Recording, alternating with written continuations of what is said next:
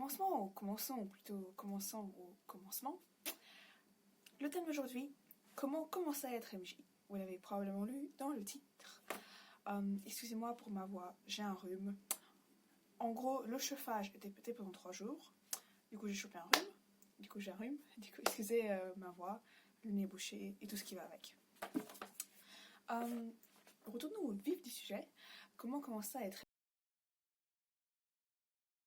pour commencer à être MJ, faut pas grand chose. Faut des joueurs, faut de la motivation, faut beaucoup de motivation, faut du temps libre parce que ça prend du temps de préparer et d'écrire une aventure. Bref, le plus simple, c'est mieux si vous avez de l'expérience, si vous avez été joueur précédemment et que vous avez décidé d'être MJ après. Parce que du coup, vous connaissez un peu l'univers, vous connaissez un peu les règles. Parce que si vous ne connaissez pas les règles et que le joueur ne connaisse pas les règles, ça part très très vite en cacahuète. Voilà. Les règles de base,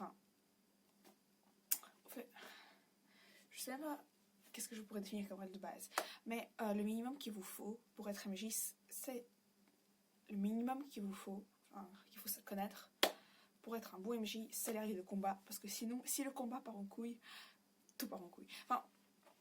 Disons qu'il y a toujours moyen d'éviter ça, mais vaut mieux prévenir que guérir. Ça n'a rien à voir avec ce que je raconte. Bref, les règles de combat, faut bien que vous compreniez comment l'initiative fonctionne, comment chaque attaque fonctionne, que vous expliquiez à vos joueurs, surtout ceux qui ont des classes, qui font de la magie. C'est quoi le mot français? Bref, ceux qui font de la magie, il faut qu'ils comprennent bien c'est quoi les sorts mineurs, combien de fois ils peuvent jeter un sort. C'est comme ça en français? Bref. Comment les bonus d'attaque fonctionnent, comment les bonus d'armes fonctionnent. Bref, ça c'est le minimum du minimum. Donc, pour ça, je vous conseille le manuel du joueur. Ce que je dis souvent aux nouveaux gens, qui ne s'y connaissent vraiment pas au monde de D&D, choisissez la race la plus jolie. Et voilà. Donc, vous aimez les oreilles longues, prenez elfe. Vous aimez avoir des cornes, prenez tieflin. Vous voulez être grand, méchant et taper des gens, demi-orc. C'est quoi la version française de Basic Bitch? Ça, c'est les humains. Voilà. Pour les classes, c'est un peu pareil. J'ai fait l'erreur de ne pas expliquer... disons, j'ai 2 groupes. Un groupe où je fais MJ en français et un groupe où je dis à mon anglais. Le groupe français, ça a été plus ou moins. On a deux archers. C'est pas très bien balancé, mais ça passe parce qu'on a un paladin. Paladin et Warlock. Donc du coup ça se balance, ça passe. Dans le groupe où je dis mon anglais, ça va pas du tout parce que Rogue, donc roublard, magicien et archer, ça ne va pas bien ensemble, c'est 3 classes de support. Donc expliquez à vos joueurs et comprenez vous-même c'est quoi les différents types de classes qu'il y a. Barbare et paladin qui vont devant, qui protègent, qui tapent fort. Les classes de combat. Donc, je connais pas les noms en français. Fighter, combattant.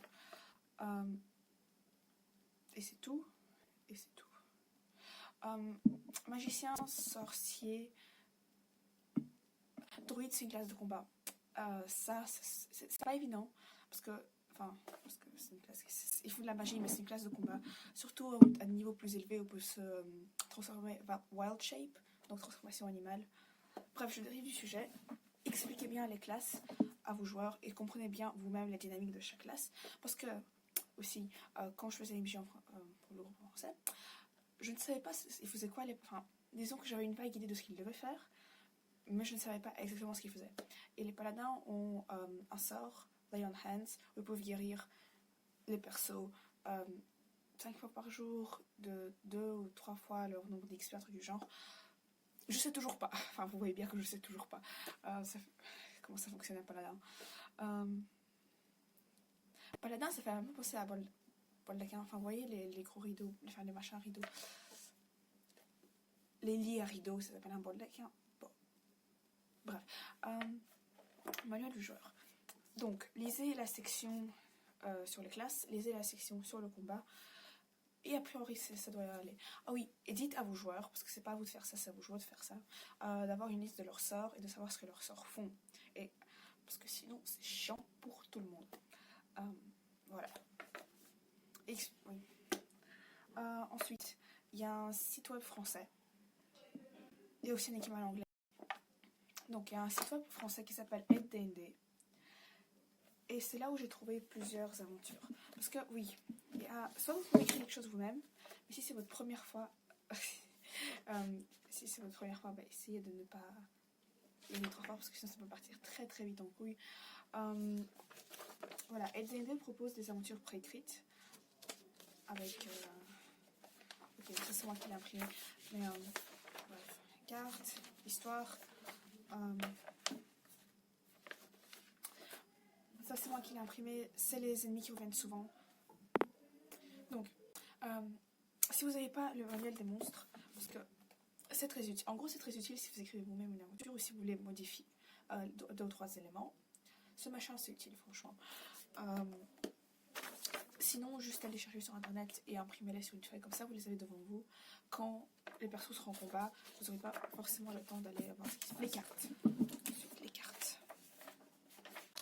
Quand je dis cartes, je dis ça. Ça, c'est une autre aventure que j'ai trouvée sur internet, en anglais, que je traduis en français. Essayez de trouver directement des aventures en français, comme ça, vous ne pouvez pas passer 3 quarts d'heure.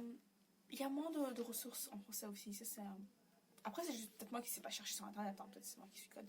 Ça aussi, c'est une possibilité. Mais souvent, il y a beaucoup plus de choses en anglais. Voilà. Donc, cartes. Ça, vous pouvez aussi le dessiner vous-même. C'est important. C'est surtout pour que vos joueurs s'y retrouvent quand vous expliquez ce qui se passe. Enfin, si vous dites, vous rentrez dans une pièce, elle est fermement éclairée par une lanterne placée au plafond, elle fait 2 mètres sur 2 mètres, du genre. Une table au milieu. Le joueur me dit, ouais, ok, ça passe. Mais si vous essayez de décrire une pièce complexe, ou surtout si c'est une pièce où il y aura du combat, comme cette pièce là, il y avait le combat de boss dans cette pièce là. Et du coup, il était essentiel que le joueur comprenne à quoi ça ressemble. Dernier truc sur le combat, et après je termine sur le si jamais vous voulez, par exemple, les joueurs sont en mission pour faut tuer des rats dans le village, parce qu'il y a bref, il y a des rats. Faut les tuer. Au lieu de faire une carte et faire les personnages, enfin, vous voyez, mettre les trucs miniatures là, et dire, ouais, vous êtes là, initiative, tout ça. Vous faites une initiative pour les rats ou d'autres petits ennemis nombreux. Nombreux ennemis. On va dire c'est parce que je suis malade que je ne sais pas parler, mais en fait, non. C'est juste que je ne sais pas parler. Voilà, donc vous dites, où est-ce que tu veux taper? Et vous dites, je tape dans le tas de rats qui est à droite, par exemple. Ça simplifie beaucoup. L'autre jour, j'ai joué à un truc. On était une dizaine, on n'avait pas de carte, on n'avait pas de mini, on n'avait rien. On avait juste nodé notre initiative et on se disait qu'on était toujours... Enfin, ceux qui faisaient de la magie, on disait qu'ils étaient toujours à la bonne distance. Et sinon, on disait, oui, j'avance, je recule. Donc faites ça si vous avez un groupe nombreux, mais faites pas ça si vous avez un petit groupe. Et c'est juste que, disons que faites pas ça par flemme, faites ça par choix pour gagner du temps au combat. Parce que le combat, faut que je fasse une idée sur le combat du coup. Le combat, essayez d'en finir au plus vite parce que c'est très chiant. Surtout quand ça dure. Une fois, on a passé 2h30 à essayer de buter 2 nains et un élémentaire de terre. Bref, c'est pas des ennemis très puissants, c'est pas des ennemis qui ont des attaques spéciales.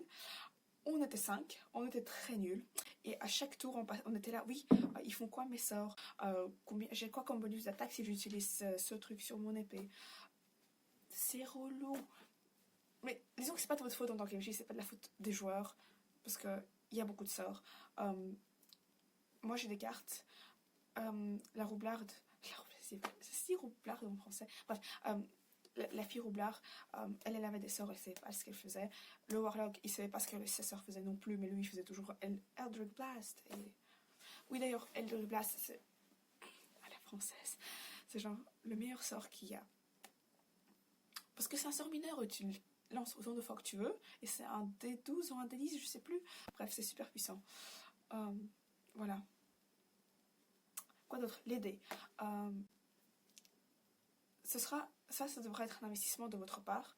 Achetez des dés sur Amazon pour votre groupe. Parce que les joueurs vont pas se rendre avec des dés au premier jeu. Ils vont être là, ouais, moi j'ai pas envie d'investir là-dedans. Donc, c'est à vous, je suis désolée. Mais enfin, c'est 6 ou 7 euros pour 5 ou 6 sets de dés. Donc, c'est pas trop. Ouais. Et voilà, c'est tout.